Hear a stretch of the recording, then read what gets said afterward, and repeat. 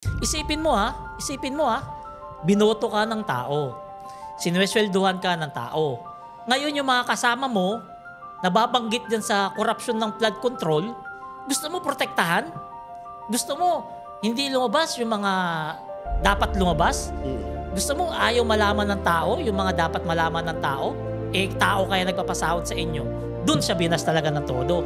At pinagtatawan sa todo ng mga Pilipino. Ngayon, sira na siya sa mga tao. Kaya maganda rin yung ito sa social media natin. Ito yung good part about social media. Ay nai-share ng ating taong bayan kung ano yung saloobin nila. No? Nakakapagbigay agad. No? At katulad itong sa nangyari sa Senado, nape-preempt yung pangit na dapat mangyari.